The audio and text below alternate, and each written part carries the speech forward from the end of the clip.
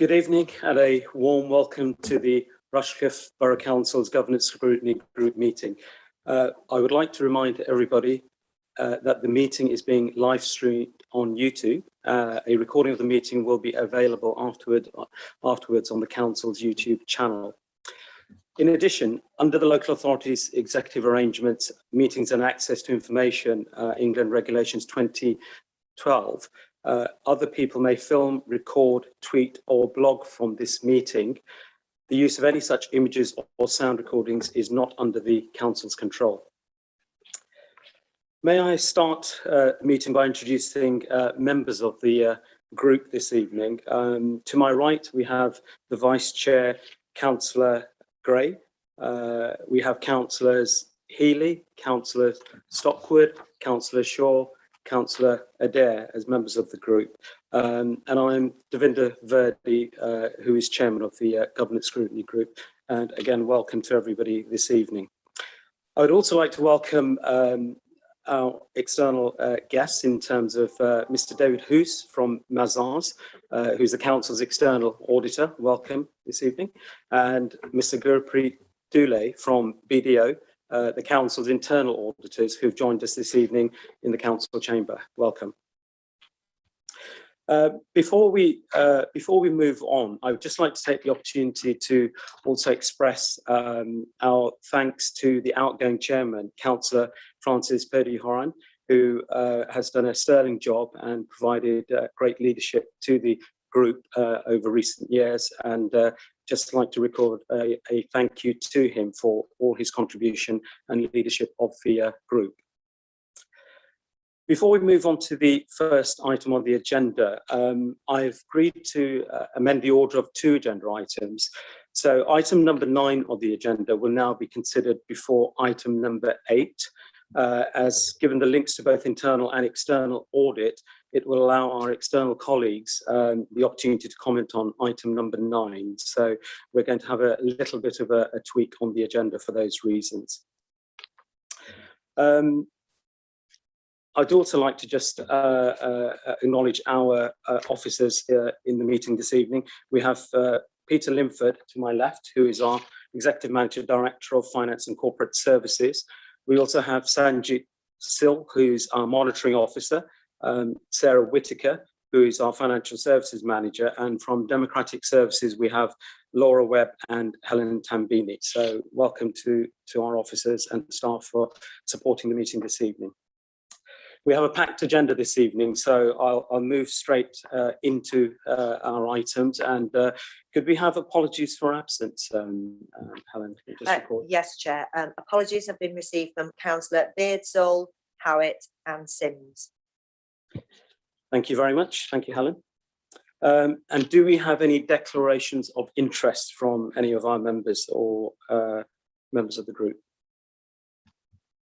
No, we have no declarations of interest to record, in which case we will move on to item number 3, which is the minutes of the last Governance Scrutiny Group, which was held on the 4th of February 2021, and the minutes are attached in your pack on pages 1 to 6.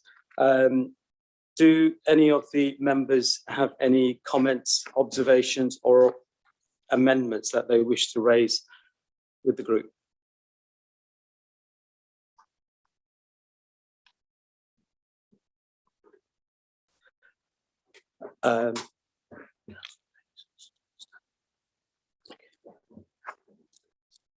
Could I also welcome Councillor Debbie Mason, who's just arrived and is substituting for one of our members this evening. Welcome, Councillor Mason, to the meeting.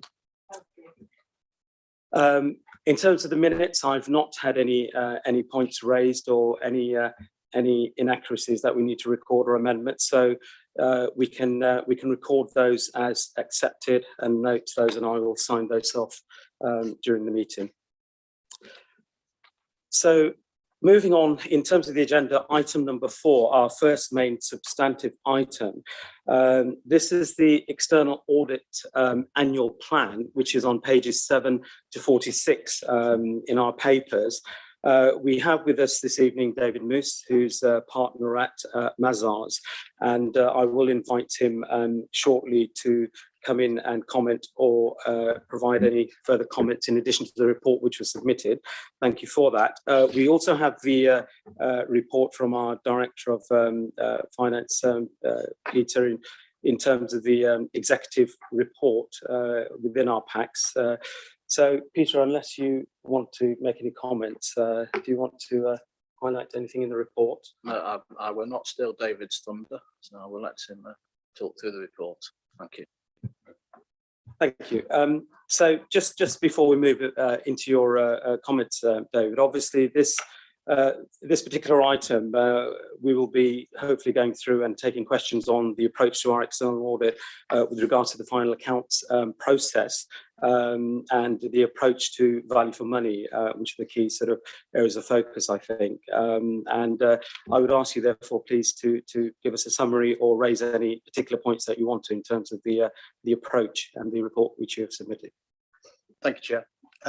I think, as you suggest, I'll take the paper as read. I think the important things for colleagues to note from this paper, some changes in our team. We have a new audit manager for the engagement this year, so I think that will continue to bring added rigour to the audit process. So that's pleasing from my point of view. I think really the things to note in terms of changes to our audit approach, in section 4, in terms of key risks and audit judgments, there's very little change from last year. I think the one thing I would draw members' attention to is a significant audit risk we've identified around COVID grants that have been received by the council, new in year, as you'd expect, and really just from an audit point of view, we just need to ensure that they've been accounted for correctly. There's some complexity there. There are new funding streams. Some of those monies have been received by the council as a principal. Some of those have been received by an agent. So we just need to ensure that those have been accounted for correctly in the council's books. And then I think, Chair, the only other thing I would really tease out of this document, I think, as you mentioned in your introduction, is the significant change to our work on value for money this year. Historically, I'd remind councillors that actually our comments on value for money have largely been by exception in our statutory audit opinion. This year, we will continue to report on that basis, but we will be required to report separately to the council in a separate narrative report in our annual auditor's report on 3 specific headings of value for money as set out in the document. So that's a fairly fundamental change from our work, rather than just commenting by exception to produce a free-form narrative report for you and all of our local government colleagues this year. So with your permission, Chair, really, I think those are the salient points, and I would just hand back to members for comments and questions.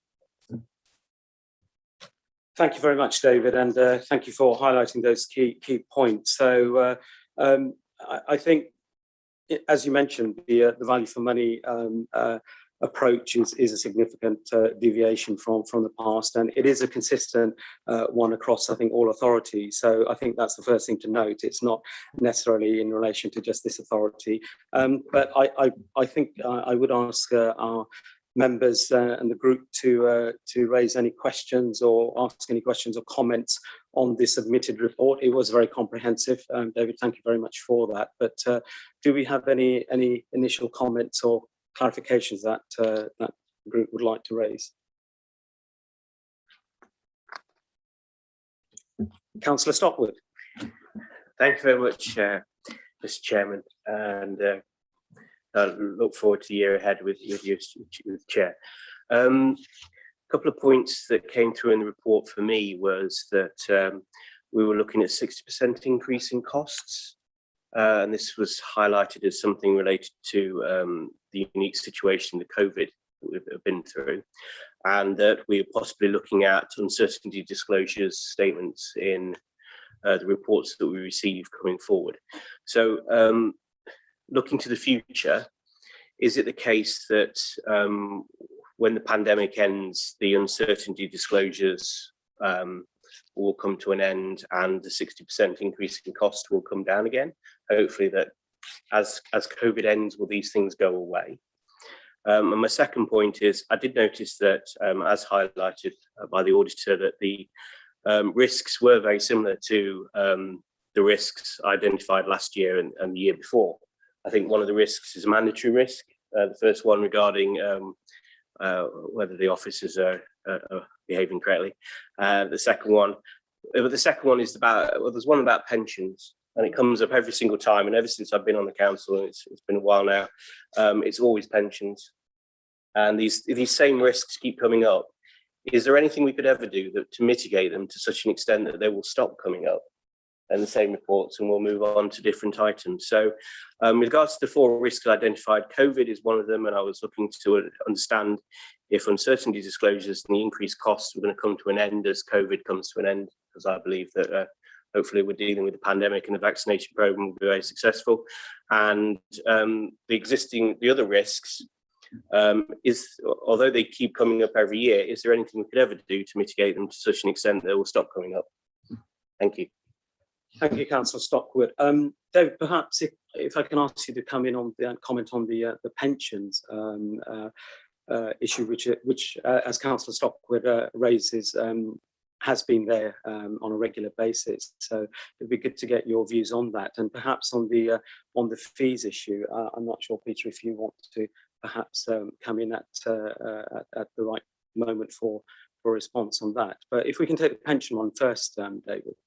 The pensions risk is a challenging one, really, and I think I'd probably refer you to the agenda item we have later on with Peter's paper on the Redmond review, which also identifies that actually the concern being raised across the sector that auditors are being forced to focus a lot of their time on what are judgmental areas in the accounts, like pensions valuations and property valuations, that sometimes users of the financial statements or electors don't actually feel add a great deal of value.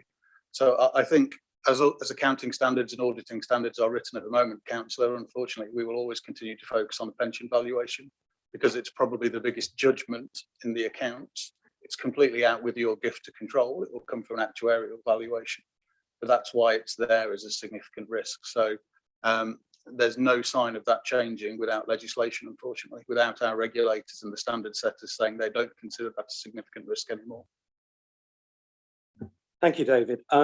And the references you've made to the item on the agenda, we'll cover that in more detail when we get to that. But the Redmond report did of course highlight the quality of audits and some of these issues and also fees. I think there was reference to fees there. But I'm wondering whether, Peter, you want to come in and just enlighten us in terms of the fees position.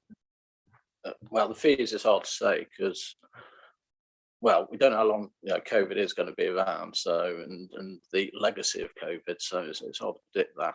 I know that the audit contract's due for renewal in a year or two, and PSAA at the moment, so they're the public sector body for audit appointments. They've put out consultation on changes to fees, but it's quite clear, and I'll come on to mention the Redmond report. Within that, it does state that basically there should be at least a 25% increase in fees because the audits are basically underfunded. That was a conclusion from the Redmond review. So it's hard to see. I'd hope costs won't go up too much more than what they have done. But, looking at David, because they have gone up quite. Yeah, over 2 years have gone up, as you said, that 60% increase. That's increased quite significantly, and some of that is due to changes in audit standards and one thing or another, which has led to extra work and extra requirements that the auditors have had to undertake in some of those high risk areas. So particularly on property, is an area that they've been undertaking more work. So I mean, we mentioned value for money. Obviously, we want good value for money from auditors. So hopefully we'll keep where we do have regular discussions with David about the fees and work and challenges about that, and hopefully we can try and work together with Mazars to try and to make sure the audits are as efficient as possible. And by doing that hopefully we'll try and keep the fees down. But it's hard at the moment to see, because if you look at the fees table in the report, there's like a big piece, a chunk, if you like, linked to the extra sort of value for money work that David's got to do, or the Mazars have got to do this year. So there are sort of extra pressures linked to changes in the code of audit practice and that sort of thing. But as you say, we are keeping a watch on it, and I think I suppose the next point in which the fees are likely to change is when the audits will go out to tender again nationally across the country. That'll be the next, I suppose, a temperature gauge as to where we're at with fees. Thank you, Peter. And yes, indeed, on page 34, I think there is reference to the very specific £10,000 extra for the code of practice and extra value for money activities that are going to be taking place as part of the audit. Councillor Stockwood, does that provide clarification on your questions, and do you want to come back on any of that? Yes, thank you very much. They're very clear answers. The other point that I would raise is that one of the risks that we used to consider was our commercialisation agenda. I think it's still mentioned in our annual report to some extent. Just from my understanding, as continue to see and learn from all the reports that we receive and the feedback from officers and experience on this committee, with regards to the movement towards the development corporation, and what's going on at Ratcliffe on Soar and at that site, how are we managing the risks of the new governance arrangements and the powers, the potential risk of the power station changing and its impact on our income and business rates impact from the local planning arrangements regarding the development corporation? Are these governance arrangements within the external audit plan, or are those risks managed in a different way? Perhaps, Councillor Stockwood, item number 8, we do have the annual governance statement as one of the agenda items. Perhaps we can come back to that at that stage, if that's okay, because I think that is referenced quite heavily in that, and we can perhaps just cover that off then. Just to add that, obviously the audit plan is, well, it's for the forthcoming year, it's retrospective looking at the past year. So it won't, all the development corporation stuff is really more for the future rather than the past. Thank you, Peter, for clarifying that.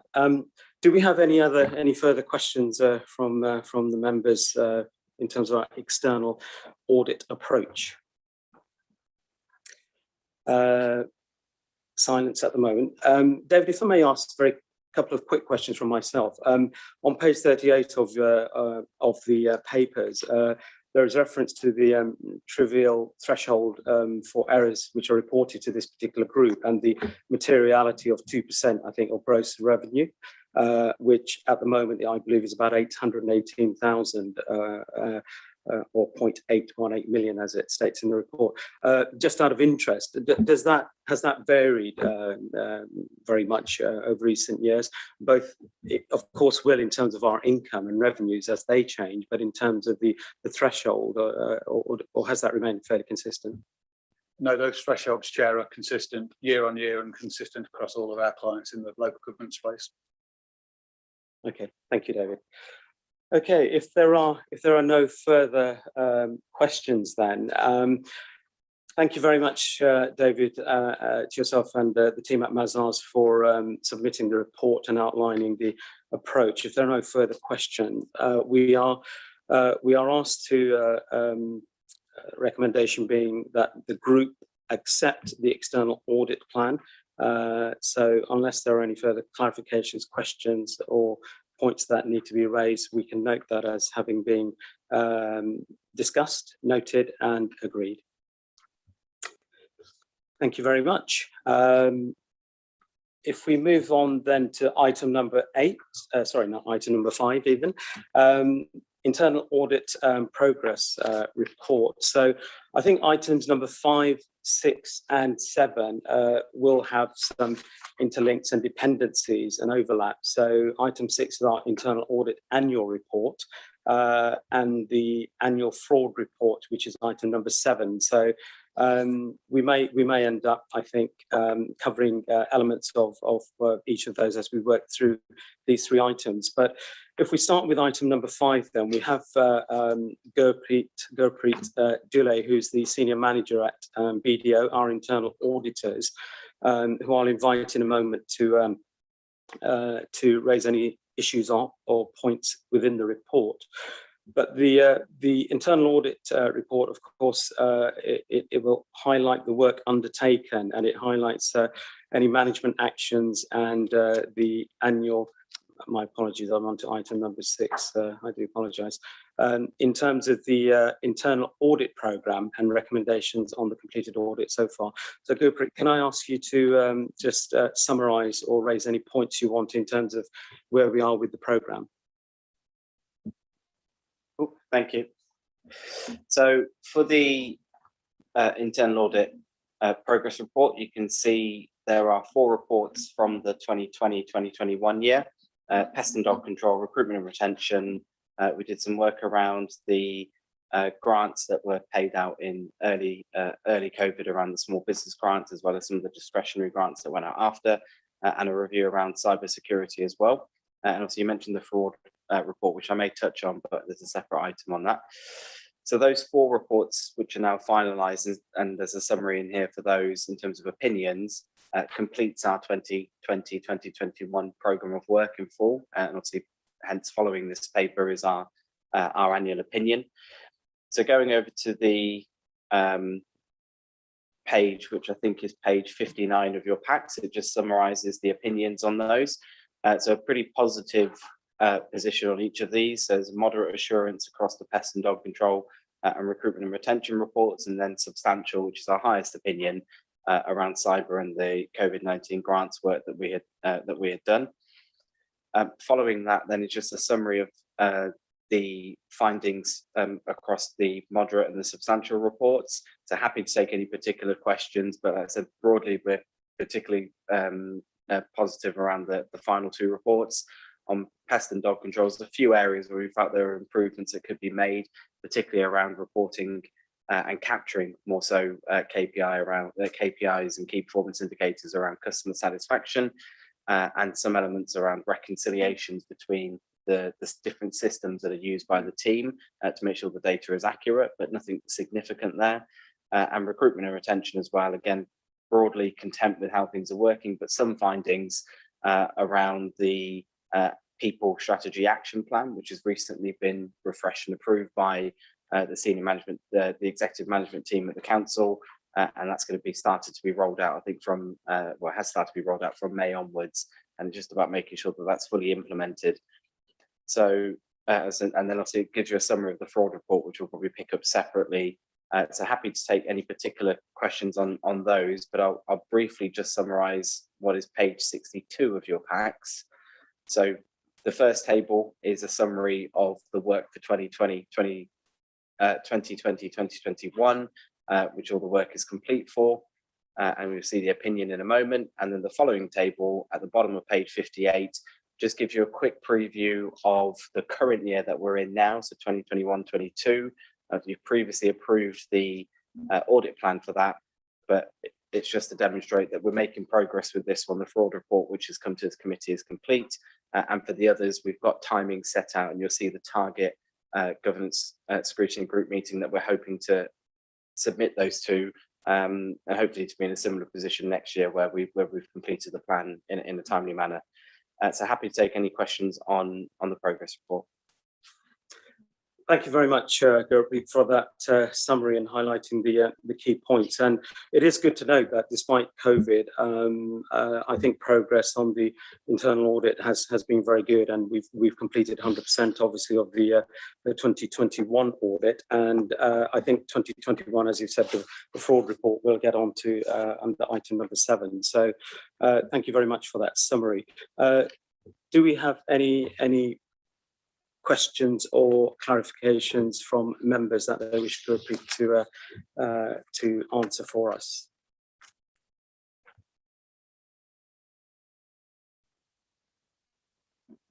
Councillor Stockwood. I'll get the ball rolling, Councillor, Mr. Chairman. 2,833 cyber risks identified. That seems like a lot. Is that appropriate for the size of the organisation? And are we concerned at the level? And overall, you pointed out that the management actions were all agreed. In agreeing the management actions, is that the language that expresses that all of the concerns are actually addressed or will be addressed? Is that what that really means? Or is it just that we've agreed that some things will just leave? Just a clarification in the phrasing, management actions agreed and 2,833 cyber risks, if I could. Yeah, I'll give an initial comment. So yes, there are that many number of risks. However, the council have a 98.62% completion rate against those actions. And so it's not unreasonable to have that many from a penetration test where it will identify a number of vulnerabilities. So actually the completion rate against those is very, very high. Hence, we haven't raised anything significant in terms of a high finding or significant exposure against those particular areas. I think the actual balance of those which were still kind of being looked into was 39 out of the 2,833, so a very small population. And in terms of management action agreed, and that means not that they're complete, but we will be following that up, and they've agreed that yes, that vulnerability exists, but they're taking action to try and mitigate them. They've already taken significant action to mitigate the other 2,000 odd vulnerabilities that are there, and the agreement is that the others will be completed, and we will be following that up as part of our process. Thank you, Gurpreet, for that clarification. Councillor Stockwood, does that answer the question? Thank you. Are there any other points from members on our internal audit progress report? I mean, again, I'd like to congratulate the team in terms of, despite the circumstances, we did manage to complete the full suite of the planned audits, and it's also good to note that in terms of the substantial, particularly the COVID-19 grants assurance, I think that the team has done very well in terms of the award of those grants, and clearly in terms of the audit activities, it's good to note that they were done within the protocol. So, any further points that members would like to raise on Gurpreet's report and our internal audit to date? No. Okay. In which case, Peter, you've identified there are no direct financial implications in your report, and we are asked to. Recommendation is that the Governance Scrutiny Group notes the progress report for 2021 as presented by BDO and Gurpreet, and note and agree that that has been completed. Are we all in agreement? Okay. Thank you very much, Gurpreet, for the summary. In which case we can, I might come back to you in a moment. We can move on to item number 6, which is the internal audit annual report, which is contained within pages 65 and 84 of our papers. And this, again, as I mentioned earlier on, looks at the work undertaken in terms of the 2021 audit and management actions again. And as with the report group that you just highlighted, I believe there were 9 internal audits, of which 4 had substantial ratings, both on design and operational effectiveness, and 1 substantial on design effectiveness, and 3 moderate. And then the annual fraud report will go on to item number 7. And interestingly, the management actions issue, which Councillor Stockwood raised, it is noted in the report that in 2019 we had 33, and currently we have 17 in the 2021 year. So I'd be interested in your views in terms of that shift and what that actually is indicating and highlighting in terms of the. It may be related to the point you've just outlined, in fact, in answer to Councillor Stockwood's question, but that change in terms of the number of management actions, what in your view is to be read and taken from that? Okay, thank you. So in terms of the overall report, so this is our annual opinion. So at the end of each year, once we've completed the programme of work, we provide an opinion on the overall view of the governance, risk and control arrangements at the authority. We've landed on what we term as a moderate opinion. So we have 4 opinions, just for clarity, substantial being the highest, moderate being the next highest, which I kind of see as a thumbs up, but there are still areas to improve. Limited is obviously where we would have significant concerns that we feel need addressing from the overall reviews that we've done, and then no assurance, which would be on the weakest end of the scale. So moderate, just to give you some comfort, is what we see as a reasonably positive opinion. None of our local authorities received substantial, and so being moderate is in amongst the pack, and actually looking at the suite of reports that you have, to not have any limiteds in the plan is probably more on the rarer side rather than not. So it's a strong moderate opinion from what we've seen from other parts of local authorities that we work with.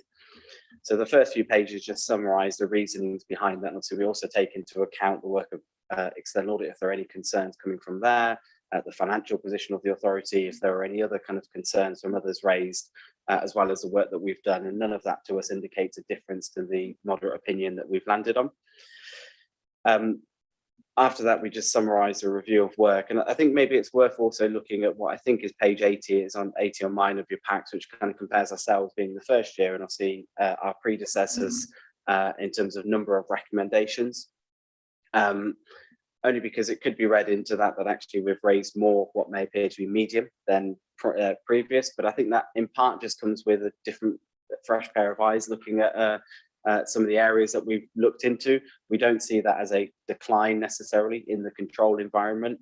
It's just that we've looked at things differently. Our scopes are going to be different in the areas that we focus on, but broadly we're content, as obviously the opinions were prior to us as well. And the remainder of the report goes through some of the formalities that we have to put in order to issue our opinion. And so happy to take any kind of questions on those areas. And sorry, Chair, the particular question, was there a paragraph in the paper that you're referring to particularly? Sorry. Thank you, Gurpreet, and maybe I jumped the gun because I think you've covered it actually just on page 76. So it was precisely what you've just clarified, which was I think the scope and the the sort of enhancement in terms of some of the areas you've covered has produced some of those statistics. So that's what the question was, but you've already clarified, I think, for me. So thank you for that. And thank you for the summary. So, and noting your comment around we are within the pack in terms of the moderate assurance is reassuring in terms of being able to achieve a substantial rating would require obviously different sort of permutations in terms of the number and how we cover the audits, but that is reassuring. Any questions from our members in terms of the annual report and some of the points Gurpreet has raised?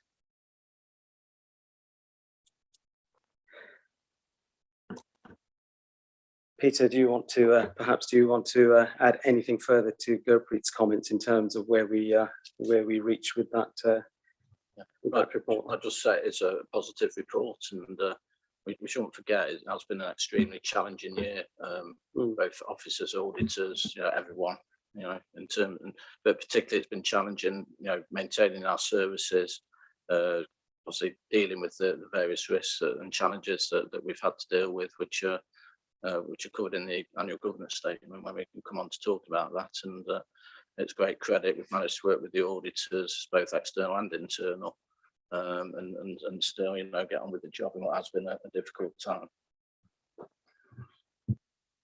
Thank you, Peter. Indeed, I think it is a very positive report. If I may, Gurpreet, a question from myself then. On page 74 of the papers, there is reference to the COVID-19 grant assurance, and you've already noted that it was substantial in terms of design and operational effectiveness. And there's references to 1,660 grants that were made within the year, of which there was a sample of 20. So my question really is, in terms of the penetration test there and 20 out of that sample, the report also highlights that there's no absolute assurance on the remaining grants. So again, I'd welcome your thoughts and your assurance in terms of that particular sample size and in providing that rating, because it does on paper appear small. So I'd be interested to hear the rationale in terms of the sample size. So in terms of the sample size, it's something we discussed with the authority as well. It's probably worth noting that we as BDO were involved with one local authority when they were distributing out the grants and actually reviewing the processes for them and helping them support to make their decisions as to whether to pay out or not. So I was involved in that, and so we brought that experience to this review. There was data analytics done alongside this as well to look for any obvious indications of duplications paid as well. So whilst there is a sample of 20, there was a wider population review of certain parameters that we looked at as well. So if there's any obvious indicators of fraud or manual human error as part of the process. The key part of the sample that we've looked at was to look for kind of our key arrangements in place. So did the authority check for bank statements? Did they look at company's house before making payments? Was there an arrangement before a payment was made out on a payment run? Was that signed off appropriately? Are those arrangements in place? And the nature of internal audit and arguably external audit to an extent is that we would never give 100% assurance unless we checked every single case that we looked at. What we're saying here is that from what we've looked at, we believe, and we have no reason not to believe, that those controls would have reasonably been applied across the entire population. For the ones that we've looked at, we are not identifying any concerns. Where we've done data analytics, that's further not identifying concerns. So on that basis, we believe there's substantial assurance that, you know, that there are not concerns. That doesn't mean if somebody went into every single one, they wouldn't find something potentially, but the nature of internal audit is that we are sample based and we're using a methodology to try and say, what do we think the overall population look like? And the controls we've looked at, we understand are applied and relevant to all those transactions. And that's why we give that opinion. Thank you for that clarification. I think, as I say, when one sees the absolute numbers, it does appear small, but it's always good to know the sort of logic and the rationale behind the approach. So thank you very much for that.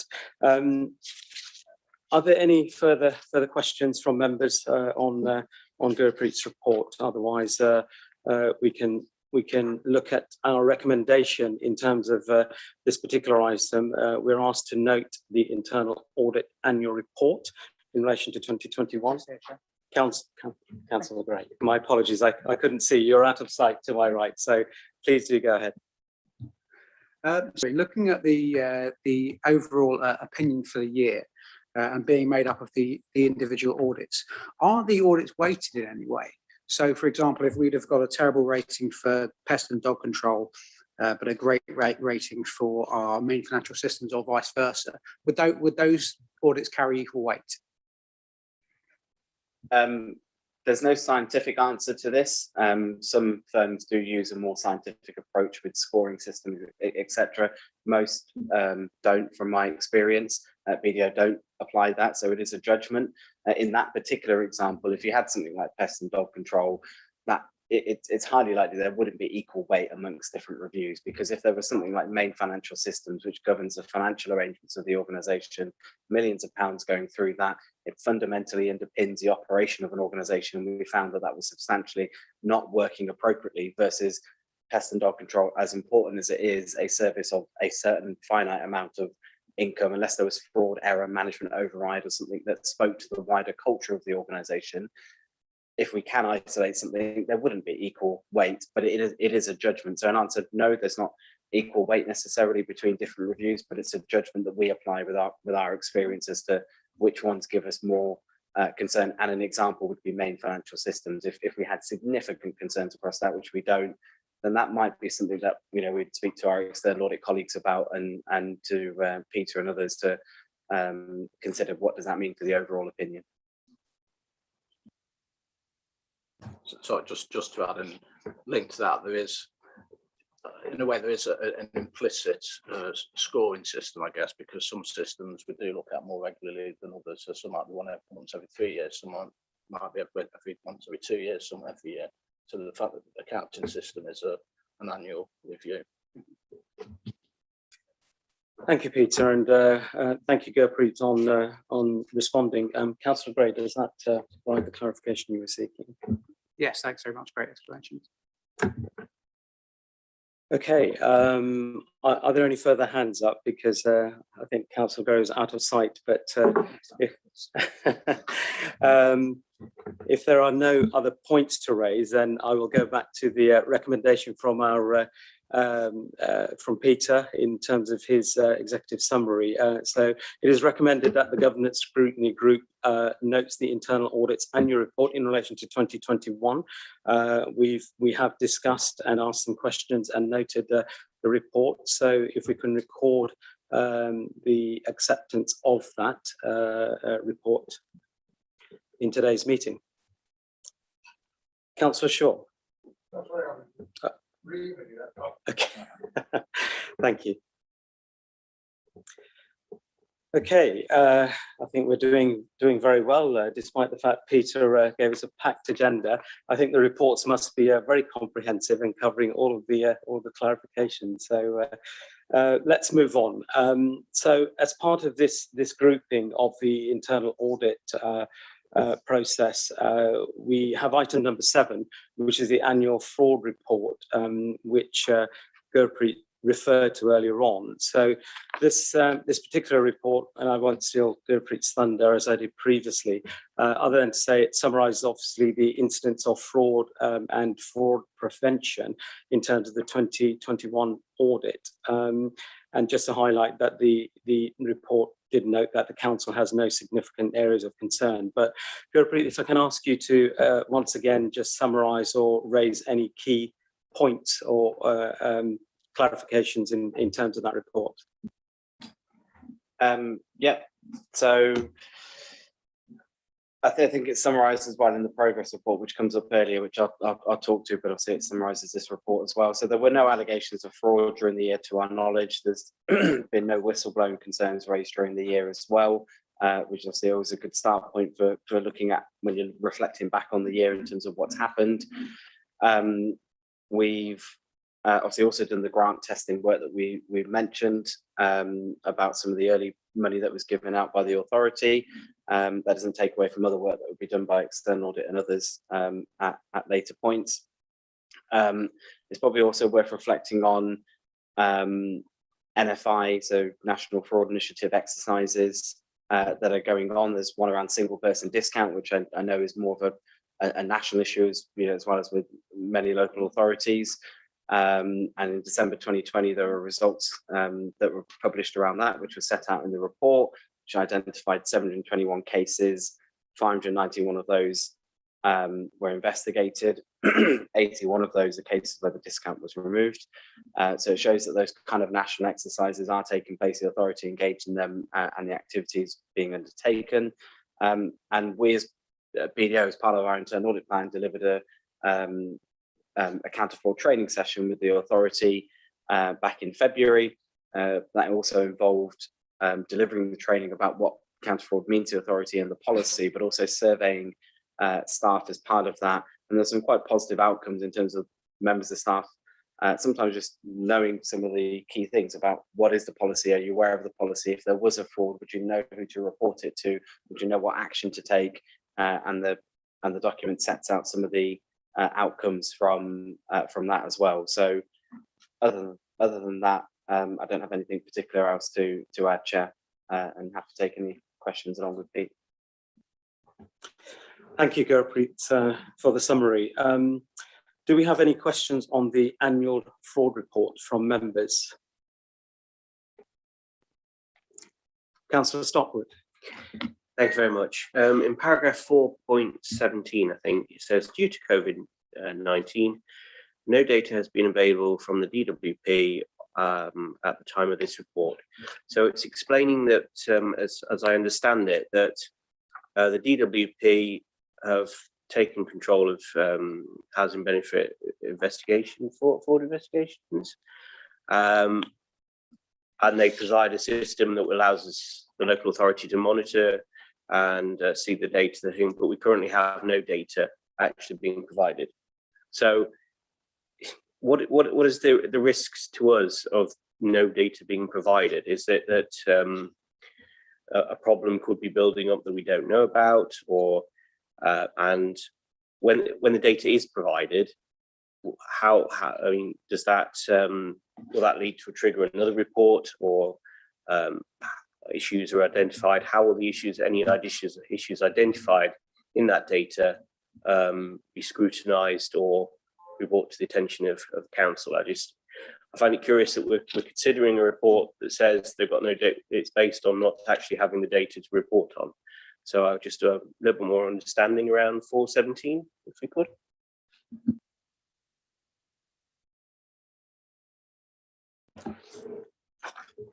Thank you, Councillor Stockwood. Apologies, I was just clarifying something with our officer there. Did you want to respond to that, Gurpreet? Can give a short response. I think this is an area that Pete might be closer to in terms of responding to. I mean, the reality is where data is not available. Yes, you're right. It's probably caveat parts of what's available here for members to look at. Is that building up a bigger issue? I don't know. until somebody sees the data and we have access to it and we can see it. I'm not close enough to this, if I'm entirely honest. I don't know the reasons as to some of those. My counter fraud colleague would have done that. If Pete and others are not aware, I can try and make sure we find that out and get that response to members. But it's not an area I'm particularly close to. But from understanding it from this paper, you don't know what you don't know. But looking at previous years and how the authority have performed, I'm not expecting a concern. But you know, if the data is not available, it's not available. Thank you, Gurpreet. Councillor Stockwood, does that provide the answers you were seeking?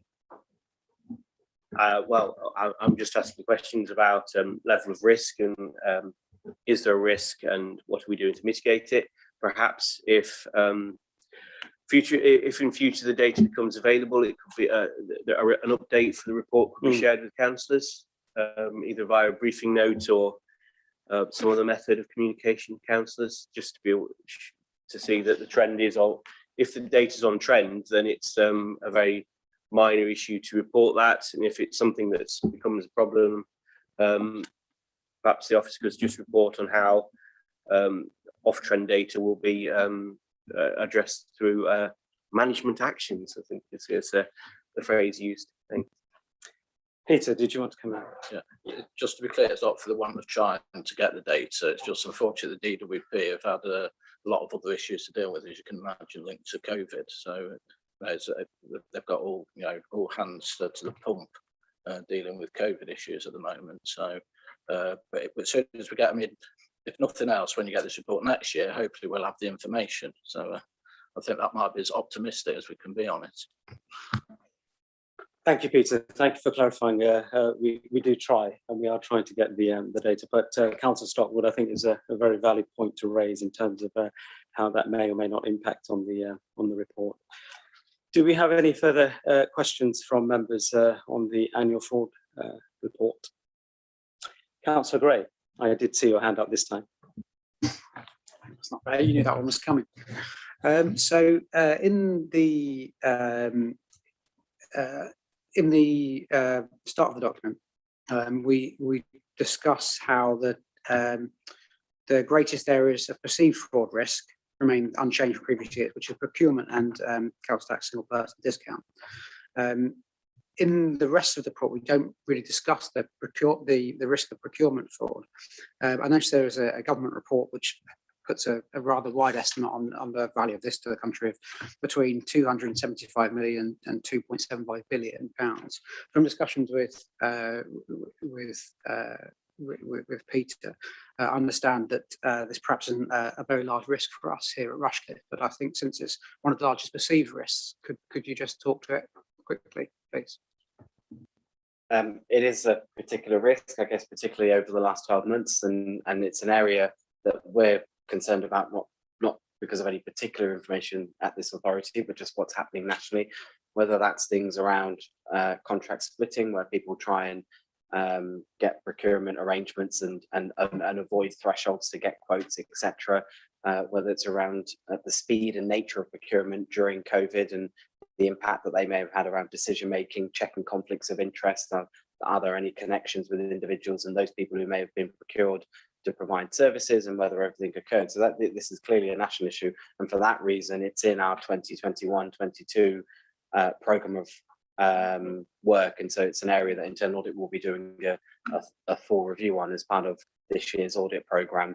Obviously, having only been with the authority for the year, it's not an area we've looked at so far, but it is in this year's programme, after which we'll have a better knowledge. But it's for those national risks that it was in our annual plan, and we will be looking at it this year.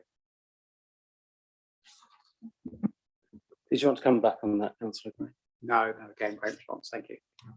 Thank you, Gabriel, for clarifying that. If I may, I do also have a quick question actually for Peter. On paragraph 4.22, the staff survey which was undertaken, it's interesting. It was interesting reading in terms of the responses and the actual.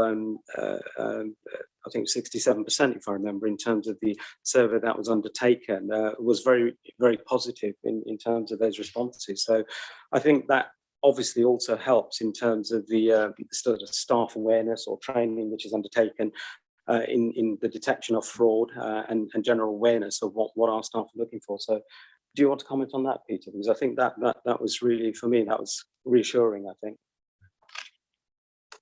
Yes, you're quite right. What you said, a bit rhetorical in a way, because I'm just going to agree with you. Yeah, it is reassuring, and I'm not sure I can say much else. But yeah, it is pleasing we get those sorts of results. And that said, with all of anything like this, we can't be complacent. We live in a world where frauds, people are trying fraud. There's cyber fraud and all this sort of thing that's going on. I'm sure you've all heard about it linked to COVID. So as an authority, we ensure we're not complacent on this, and which is why we decided we wanted to get the fraud training out there for the staff. And actually, if you remember, in the report earlier this year, we actually brought the fraud strategy, the anti-fraud strategy, and it's a little piggybacked on that as well. So the strategy that came here, this group did have some input into that as well. So yeah, so that's all positive. Thank you, Peter. So in terms of the annual fraud report, Gurpreet, thank you for the key points that were raised in that report. Clearly, it is a positive report, and no significant issues were raised for us. Are there any further questions on the annual fraud report before we move to noting its contents? No, in which case a recommendation was that the Governance Scrutiny Group notes the annual fraud report, which we have duly done for 2021. Thank you very much for those contributions. Items 5, 6 and 7, as I said, were very much around the internal audit progress reports and fraud report and so on.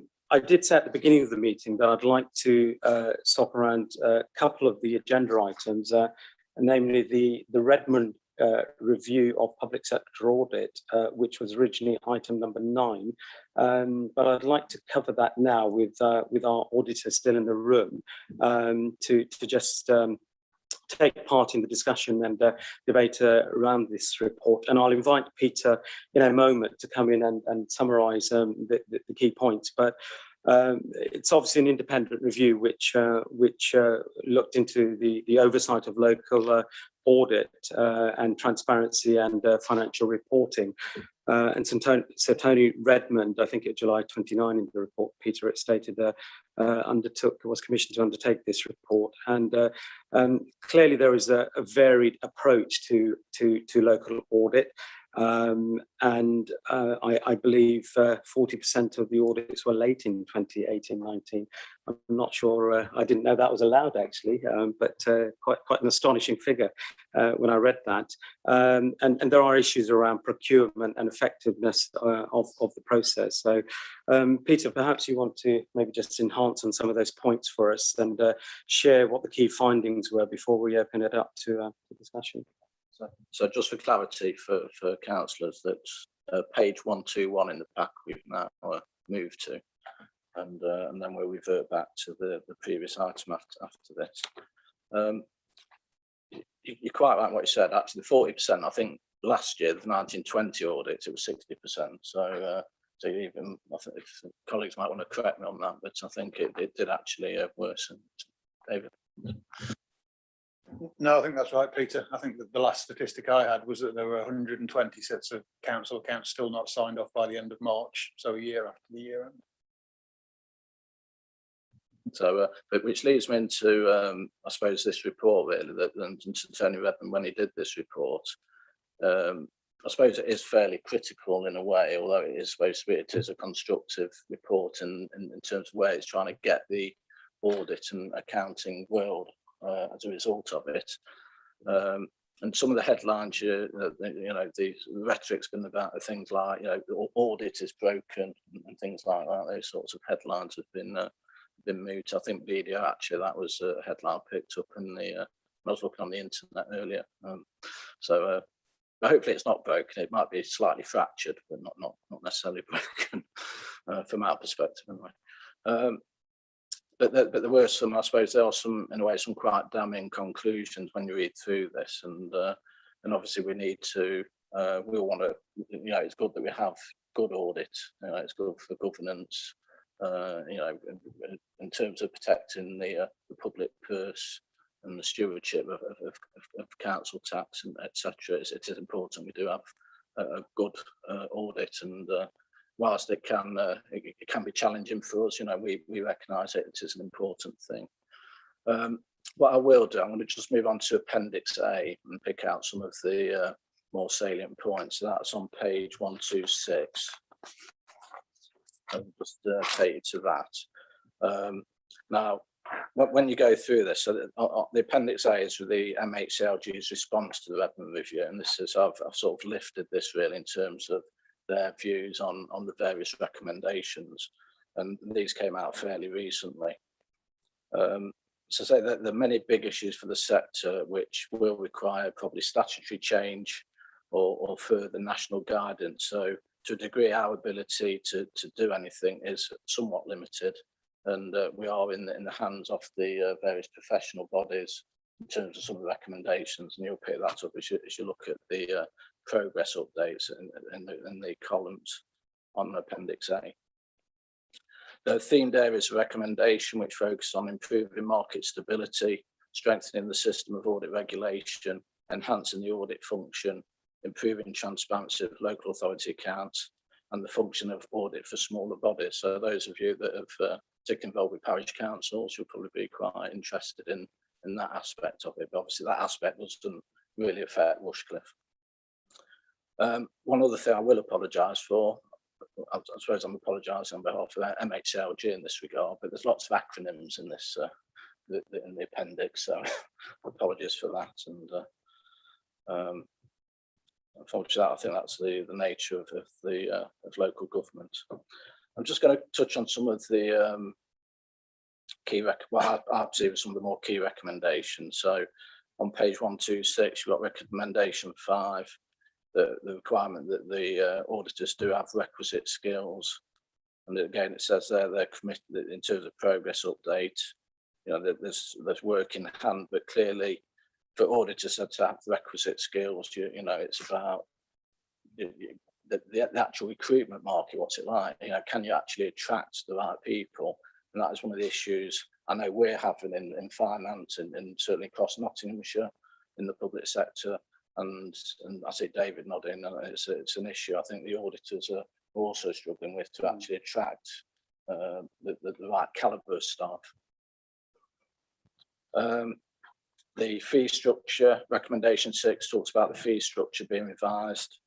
And if you remember, I touched on this earlier when Councillor Stott would raise the issue about the fees, that there is a recommendation that the fee should at least go up by 25%, I think is quoted in the report. And as I mentioned, the PSAA currently consulting on this, on fees with local authorities and the next procurement process. But as you've already seen, fees themselves are already increasing anyway, not just for Rushcliffe, but right across the board. Recommendation 8, which is on page 127, it mentions effectively, I think that's what they're saying is there's an issue about is there enough supply as well? So it's the big firms that tend to do the public sector audit. There's obviously other smaller firms. I suppose the issue with that, or the challenge with that, is again going back to quality of staff. If you look at on page 128, there's recommendation 7 where it talks about entry criteria and the balance with quality. So there is that challenge about getting the right quality of auditors, but also the clearly the more quality you've got, then more than you'd expect probably price to rise. Recommendation 10 is about pushing back the audit deadline. So one of the challenges the auditors do have is that when the health service audits are taking place around the same sort of time as the local authority audits, so there's a lot of demand for audit time, not enough auditors, and also if the health audits get delayed, and as you can imagine at the moment, it must be quite challenging to audit the health service as well, then clearly that's going to impact on the audits as well. And for this year, the deadline has been put back. I think it's now for 2 years until the 30th of September. But how permanent that will be, we don't know. But there'll have to be some legislative change if that is to be the case. Page 129, recommendation 4. That if you just refer you to that, there's so right at the bottom you can see this one. The recommendation in the report is whether we should have an appointment of at least one independent member that is suitably qualified. So that really is in our gift if we want to do that, and that is a suggestion. That's not a suggestion; it's in the recommendation that we look to perhaps having an independent member on this group to give it some extra support.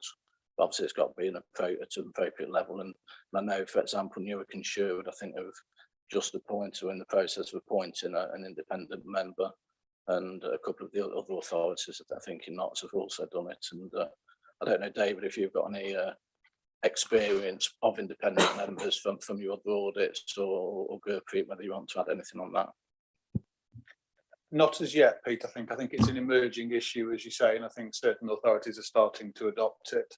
I can see it can add some value if you can get the right person with the right skill set and manage the small p, large p political aspect of it as well. Yeah, and just to add, I had one local authority where there was an independent member who was the chair. Many benefits in that it does provide a fresh pair of eyes. Not to say that this group or nearly every audit committee in one is political anyway, but it further just removes that element from it. I think I learned from that experience there are challenges with independent members as well. Not to say that that prohibits it, but it's worth thinking about. And some of the things I found were around clarity of roles and responsibilities and the reach of independent members, because I don't see the wider council and members and all the other conversations that go on. I think we found there were sometimes challenges about not overreach, but getting involved in many other committees which are not necessarily in the audit committee, because they don't have that wider knowledge, and because there's a slightly more narrower prism of view that they would have. It's just about clarifying those elements, but that's not a prohibitor to doing it. They can bring some great skills to the role, but I think it's just been mindful of some of those things and getting them set and agreed at the outset, so then you don't fall into some of those potential traps that have happened where there's been other independent members at local authorities. Thank you. So there is that recommendation. Page 130, recommendation 12, talks about the external auditor presenting an annual audit report after 30th of September to full council. And I think we're waiting further guidance if that is to take place. So unless you know anything else, David. Then page 131, you've got recommendations 19 to 22, which effectively cover improving financial information to users. So those of you that have, well, as you will experience when you see the statement of accounts, there's a lot of information in there. Even accountants, I would say, might not understand some of it, but clearly it's difficult. One thing they are, in terms of this transparency side of things, is how we can actually convert lots of detailed information so that the general public can actually understand it. And then page 132 recommendations 14 to 23. As I said, that's the stuff about the smaller authorities. But for those of you that, as I say, with particularly with parish councils, there's probably sort of some interest there. And again, that is all work in progress. Thank you. Thank you, Peter, and David and Gurpreet for your observations as well. I mean, clearly there are significant issues, I think, in terms of the local audit process and what the Redmond review has highlighted. And as you've just done, taken us through, Peter, the key recommendations, it's quite a sort of challenging report in terms of the variety of improvements that are required. There is a recommendation here from both the report and yourself in terms of the potential appointment of an independent member of this particular group. And David and Gurpreet have given examples of where they have seen this, and there are pros and cons. So I'd be interested to hear from members of the group their views in terms of how that could potentially add value to this group, or if there are any concerns if we were to consider that as an option. Do we have any views on the appointment of an independent member of the group?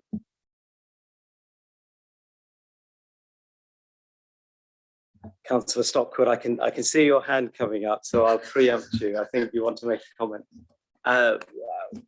Well, it appears to be a recommendation from government, so and there's lots of recommendations being made there.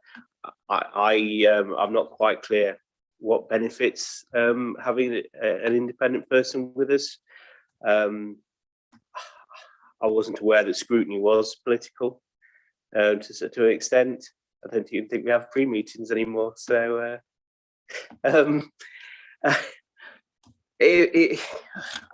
I'm happy to listen to the views of the group. I'm not quite clear what the benefits of an independent person would be. I think we're here because we're elected, and I understood the officers were giving us good quality advice, and that we pay them on that basis. So I'm not. Is the independent person going to bring any new advice that the office? Is it that we're not, that there's the problem with the advice coming from officers? That there seems to be in this recommendation that some of them aren't qualified enough. Should we be going through Peter's CV, other people's CVs or such like? Or is it that they feel that we as councillors aren't doing a good enough job, in which case perhaps could be addressed through additional training? But I'm happy to listen to the views of other councillors. I know that we've taken on board national recommendations before about how to improve our processes, and if this is felt that this is a positive way forward, then I'm sure that we can give it a go and see how it goes, perhaps. Councillor Adair, you want to come in? I don't really see where the value added will come from. This is my problem with it. I mean, we've got a structure. We've got a structure that's served us well over a period of time, especially in this council. And I do not see this role given any value added. In fact, it could add confusion as we go through the process. So I don't really particularly support it. Thank you, Councillor Adair. Any other, Councillor Gray? I would support the bringing in an independent member. I think they could add to conversations around the items on the agenda, and also act as another sounding board for members to discuss items either before or during the meetings. I note on the letter from the chair of the LGA in response to the Redmond report that they note that they agree to extend the use of independent members on audit committees, but ensuring that the committees remain member-led. and the full council retains its role as having ultimate responsibility for governance. So I think having another person here as a fresh set of eyes, someone with far more experience than I don't believe anyone here is a SIPSA accountant. I don't know if we could afford someone fully qualified, having spent some time previously as a recruitment consultant. I would really welcome having that extra pair of eyes. Thank you, Councillor Gray. Peter. Just to say, it's not just we're not just having someone off the street that's going to come to this meeting. It's someone who's got the suitably qualified bit is the key. You know, if we might not even, it's whether we can actually attract someone as well. You know, we'll have to go through some sort of recruitment exercise. One thing I will add is if members are minded still to support this recommendation, is that there will be a report. I think Sanjay is going to full council to do with the standards and board independent members, and so we'll be probably tagging this on as part of that report to full council if members are minded to support it.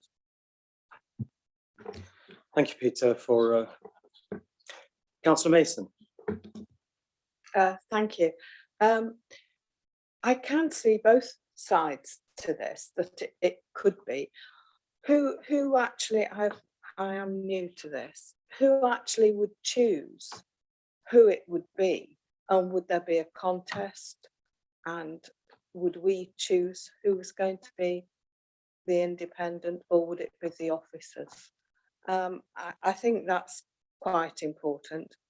And what would they be expected to have a CV and prove to us that they have the ability to do this too? Thank you. I mean, typically it would be, as I think has happened elsewhere, probably with myself, possibly with Sarah, in doing those interviews, but there'd have to be a appropriate job description, etc., and specific, you know, the person spec and all of that. So, and properly advertised. Councillor Mason, yes, of course.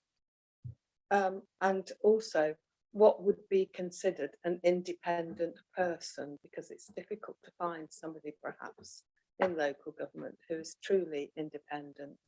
And I would like some reassurance with that, that you choose somebody, you mean from a company, somebody that could do it would be here, and we look at that.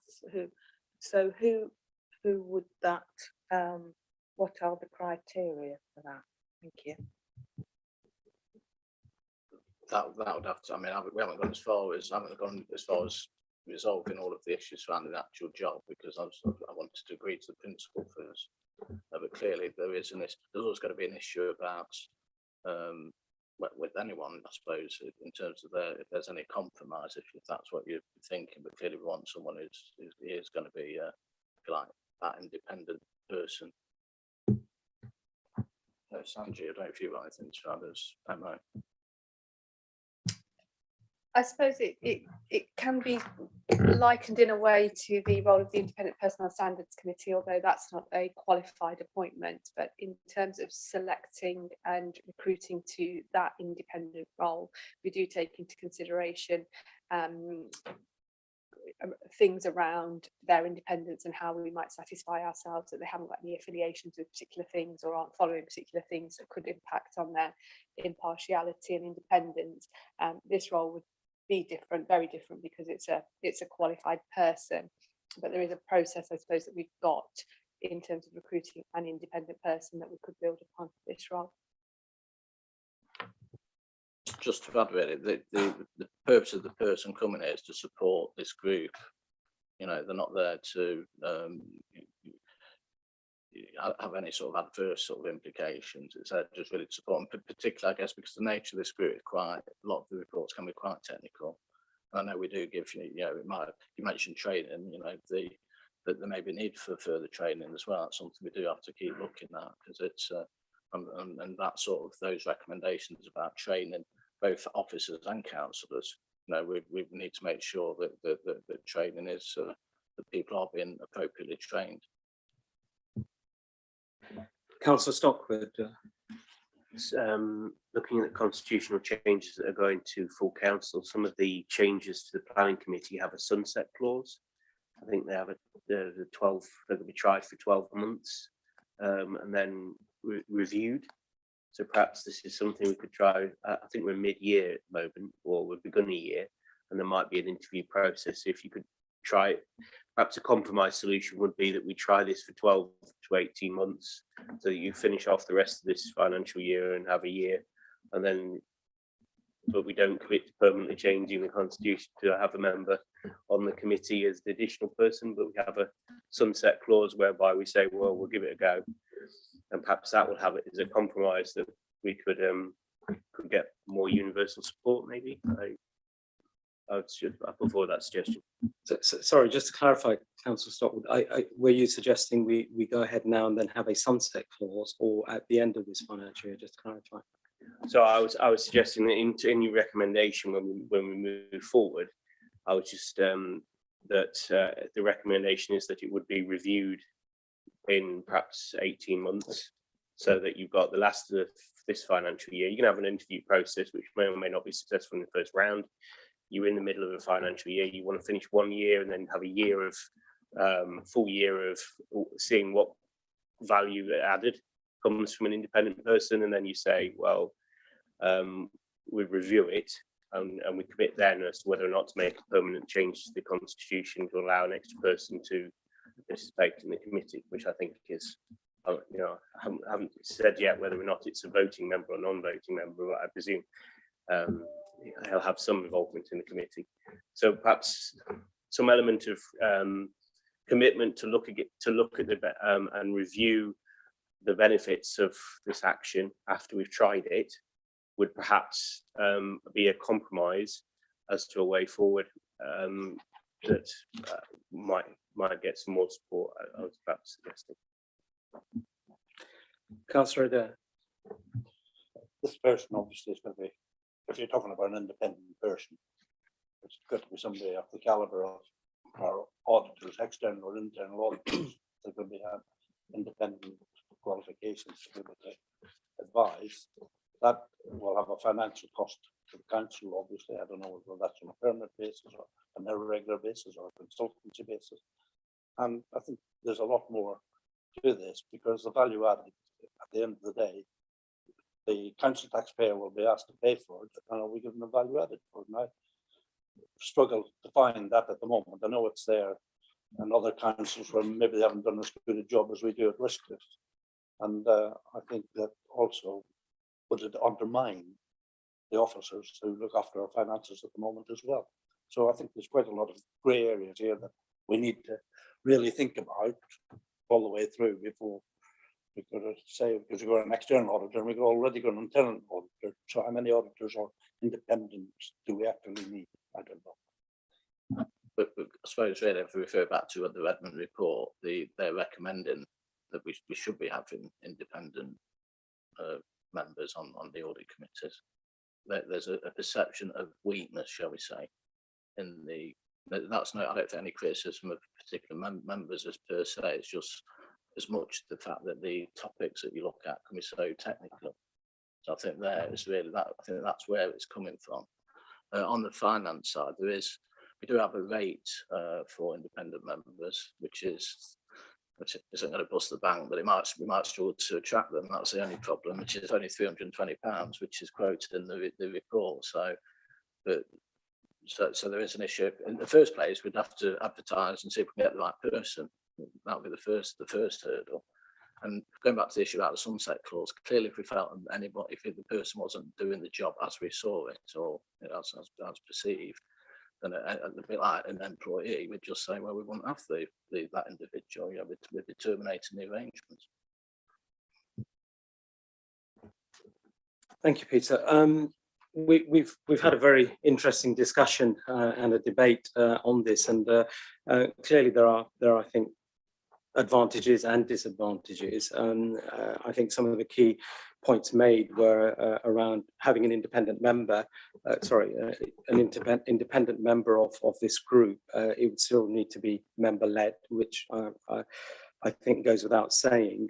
There is that contribution the independent sort of member can make, but it is clearly the group in terms of the leadership and the well. Although having said that, I think Gurpreet, was it you mentioned that there was a chair in terms of the independent member in one of the examples you gave, I think, wasn't there? So yeah, so clearly there's a strong sentiment here that we remain member-led in terms of overall sort of composition of the group. There were points made around the quality of the reports, the officers that we have in terms of you know, our own internal audit process, which is very good. And I think the internal audit report, Gurpreet, that you and your annual report that you presented again highlights the process for us as an authority.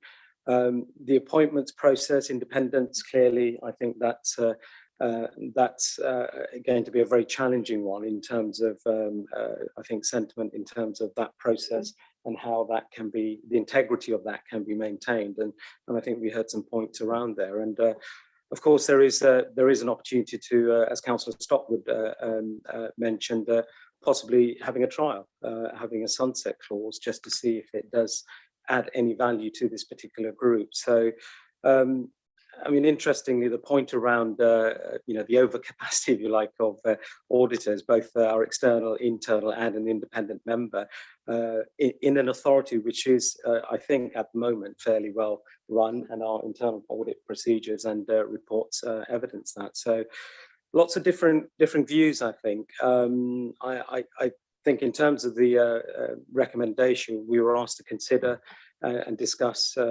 those pros and cons, and I think we will probably have to take it to a vote in terms of any recommendations in terms of the full council and constitutional sort of changes, unless we do it on a trial basis. So Sanjit, perhaps I'll confirm with you in terms of the process. I'm assuming we have a quorum, and we could vote on this before we make a recommendation in this particular case. In terms of recommendation, referring to the recommendation to full council Yes. and the constitutional changes, Yes. yes, that's absolutely fine. Yeah. Okay. So unless there are any further comments to be made, I suggest we have a show of hands to see if we are in favour of the appointment of an independent member of this group and recommending to full council that is the way we want to go. So can we have a show of hands, those that are in favour of this particular recommendation?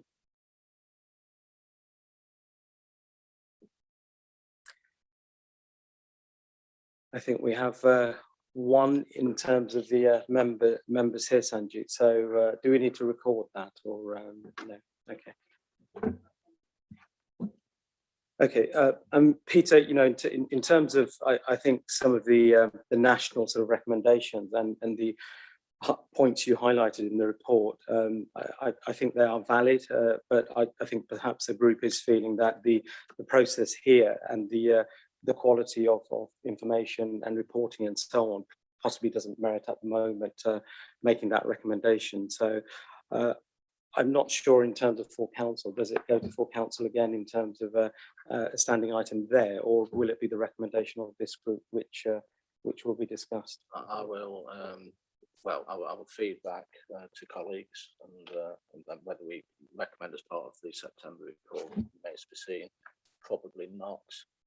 One thing I will say is obviously we'll keep watching brief on this, because clearly if there's an increased strength of the views that we should, and it is best practice to have an independent member, which is really where the Redmond report is pointing, then it may be we visit this subject again. And I think that's a fair point. You know, I'm sure we'll be able to do that in due course, but for the time being, that seems to be the general feeling of the group.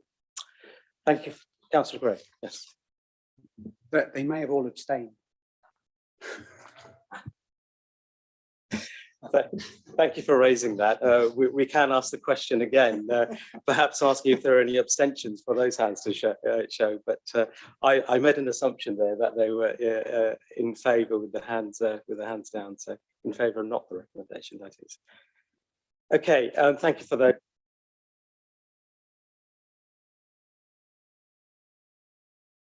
Councillor, oh, sorry, I was about to say, Councillor, you've not got your Yes, microphone on. I've just noticed. Thank you, Helen. We can move on to item number 8, which is our annual governance statement on pages 95 to 120.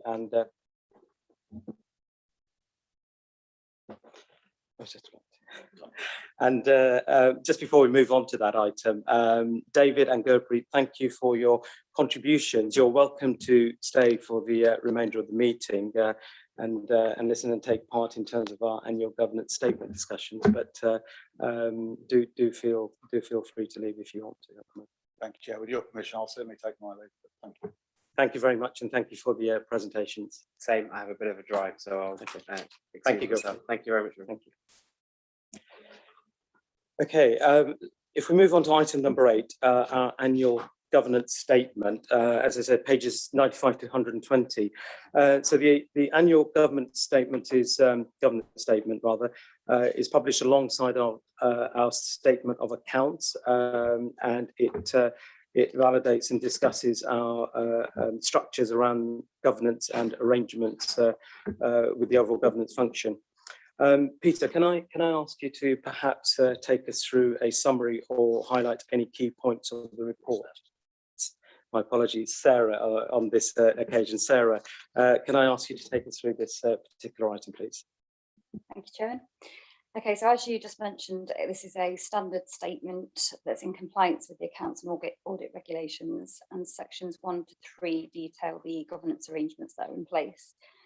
Section 2.8 covers partnerships. In particular, paragraph 3 covers the governance arrangements surrounding the Development Corporation interim vehicle. The council is committed to ensuring appropriate governance arrangements are in place, and as such has appointed the chief executive of the council as a director on that interim vehicle. Section 4 covers significant issues such as COVID, which featured in last year's report also, and this year again. And table in section 4 on page 108 details the COVID related issues such as the leisure centre closures, business support grants, the impact on reserves and the uncertainty over future funding, and also the impact on borrowing and cash flow. There is a section on the new financial management code, which sets out the standards of financial management for local authorities, and this commenced in April 21. Required as part of that was a self-assessment on our compliance with the code, and that's attached to Appendix A on page 114. The Section 151 officer has undertaken a self-assessment and concluded that there's an overall green reg rating, which has been reviewed and agreed by EMT. It's proposed that this will be further reviewed by audit as an independent check. There's some other issues listed on pages from page 110, naming the Development Corporation and the Freeport, Bingham Hub, the impact on collection rates, which have been maintained despite the COVID impact, and the delay of planned funding reviews and how this will impact on our financial planning. The risk from the closure of the power station is also mentioned, and this is linked to the Freeport and the Development Corporation. And the council is working with the MHCLG and other council partners to mitigate the losses and ensure no detriment. There's also a risk from DEFRA's resources and waste strategy, and there's some key risks identified by external audit on page 111. Page 112 details the action plan for 21-22, and this, in summary, is the financial management code, transformation plan and budget position, the capital programme and significant projects, and monitoring the development of the funding reviews referred to above. The final version of the annual governance statement may change between now and when the statement is approved. So this will accompany the statement when it's considered by this group on the 23rd of September. And that's all. Thank you very much, Sarah, for highlighting those key points. I think in terms of the summary you've just provided us, clearly the significant governance issues related to COVID-19 stand out, I think, and the risk, as you say, to changes for when we present further down the line in September, and also the Ratcliffe on Tor Power Station as well. particular one, which I know Councillor Stockwood raised at the beginning of the meeting and was seeking reassurances around the risk management and mitigation on that particular one. So thank you for that summary. So do members want to, I'll open up the floor to members in terms of any questions on the annual governance statement.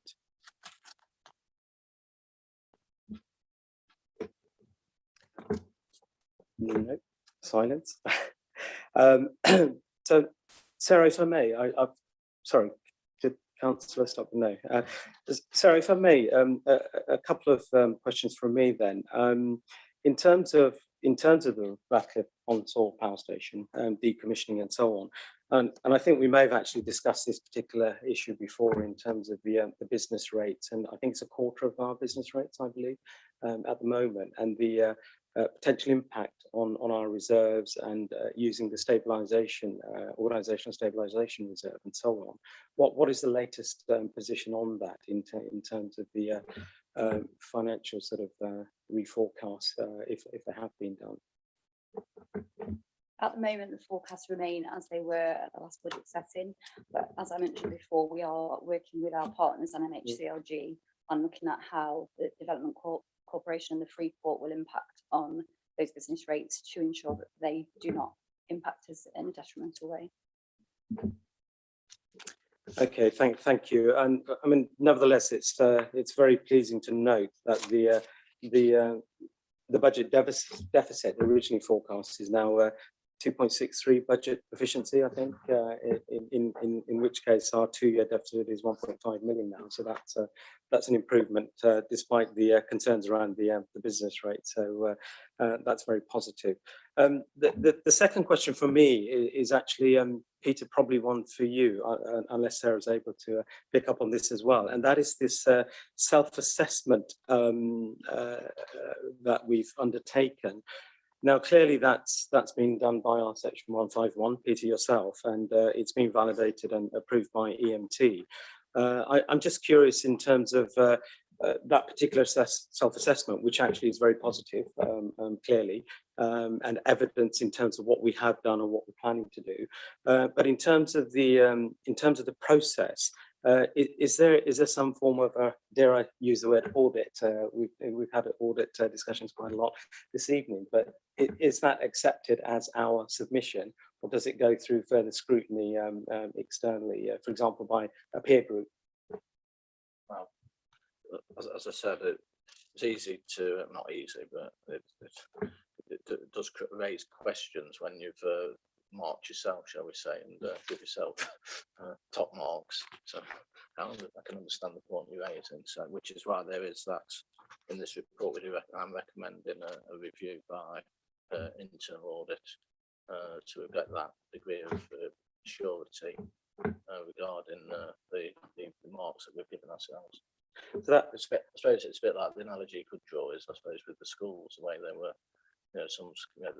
How valid is the process for schools and how they were marking, results, etc. But clearly, I'm keen that we've got that independence as well, which is fortunately Gertrude it's not here because I need to discuss it with them. So, but it will be going into the audit plan.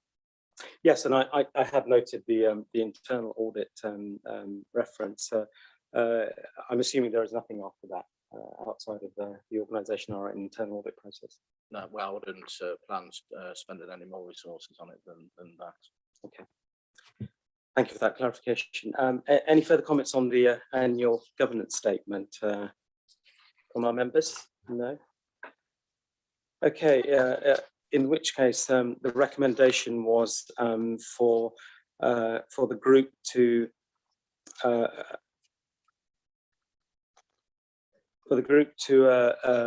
Approve and note the annual governance statement. So unless there are any further comments, we will note that as having been presented and discussed and approved effectively, if I can put it that way.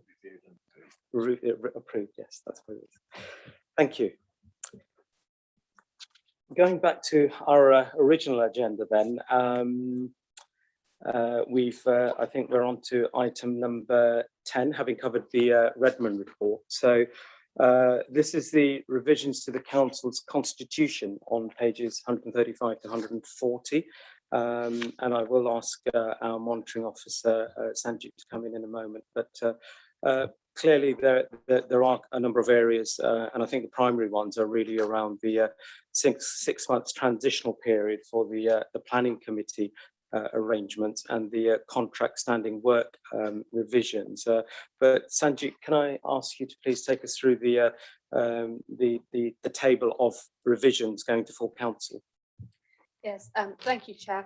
Just to go through my report and the changes that are to be made. So this report is presented to members to support the council's duty to ensure that its constitution is up to date, and is also part of its annual review, which happens around July time. I have presented a copy of the proposed changes as a complete document and highlighted those changes so that they're easier to reference. And the report itself summarises the changes that have been made to the Constitution since it was last before members, which was in July last year. In terms of the amendments themselves, they are a mixture of legislative changes. There are changes that have occurred as a result of the internal management structure changes and cabinet structure changes. There have been some amendments to incorporate the changes from participation in companies, both those that the council owns and those that it does not, and changes to the standing orders for contracts.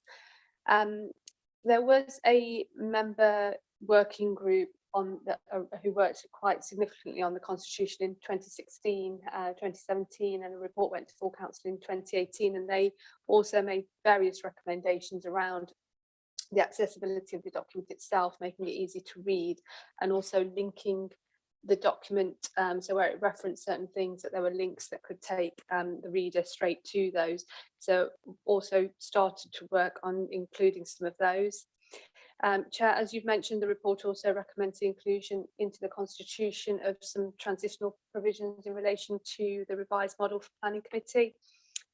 So really just to summarise the changes themselves, so, and I'll take it in parts so that it's easier to follow. So part one, largely that's the introduction section of the Constitution, and those changes are largely around the accessibility regulations to incorporate those changes from the member working group. Part two are changes that reflect the officer management structure, changes to cabinet. There are also changes to incorporate the accessibility regulations to give effect to the recommendations of the working group.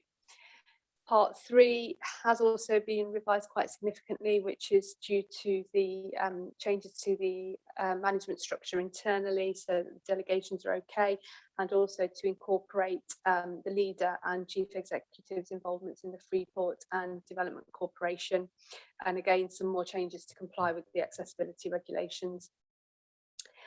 Part four is the standing orders in relation to meetings and contracts. So quite a lot of changes to remove the reference to virtual meetings that took place last year, and also to introduce those changes for planning committee. There have also been, there's been an inclusion of a set of terms of reference for the Streetwise Oversight Board as well, to reflect governance changes there. Chair, as you've mentioned, amendments to the standing orders related to contracts. The Constitution is a live document, so it does get updated throughout the year if there are legislative changes that come forward, or if there are anything that's sort of brought to my attention as perhaps a typographical error or something that just doesn't fit right. I do have delegated authority to make those changes, so it is a live document, but any changes I make throughout the year are presented to council for recommendation for approval in July of every year. So, Chair, the recommendation is that this group consider the proposed revisions to the Constitution and recommend them for adoption by full council at its July meeting. I'm happy to take any questions. Thank you, Sanjit. Do members have any questions on the proposed changes in parts 1, 2, 3, and 4 as outlined by our monitoring officer? I see no hands showing. So, Sanjit, it looks as though the proposed changes in terms of the accessibility, the management structure, part 2, Part 3, delegation to support new management structure rather, and parts 3, 4 in terms of standing orders and planning committee seem to be generally acceptable, in which case do we need to formally vote on this one, or in terms of recommending for adoption to council, or No, if you're prepared, if the group is content to follow the recommendation, then that's fine. so I think we have general agreement and nods without show of hands. So unless there are any objections, I think we'll take that as recommended to go to full council. Thank you for presenting those revisions to us, Sanjay. Okay, in which case we are on to our final item, which is our work programme on pages 141 to 142 of our pack and papers. Peter, I don't know if you want to add anything, or if members want to query the proposals at the moment, but it is of course a relatively packed programme in terms of our next meeting in September.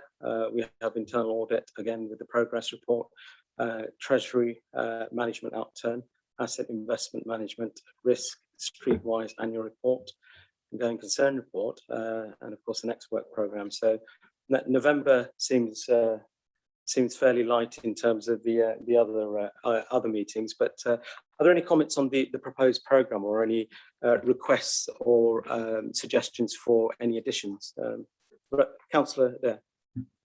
I mean, it's a live document, so if something else actually came on stream that we needed to discuss, you can add it to the work program.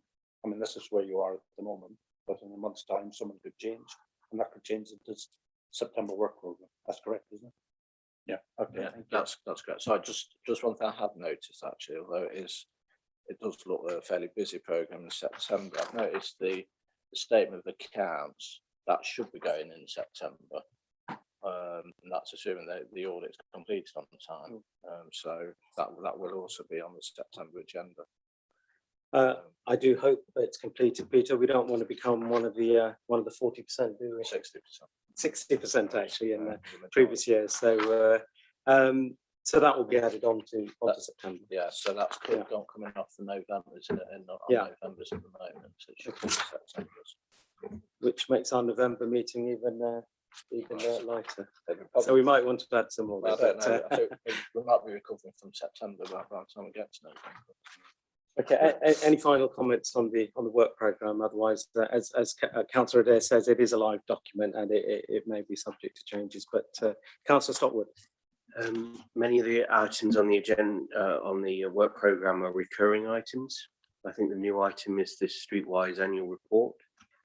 Is it something that we would need as an opportunity for briefing on before, that we're introducing this new form of oversight that we need, or is it just, is it quite a so straightforward and well-written report that we'll just be able to pick it up and read it after doing the statement of accounts and there'll be no worries? Or is it something that we need to have a briefing about beforehand, or an opportunity to discuss? Is it?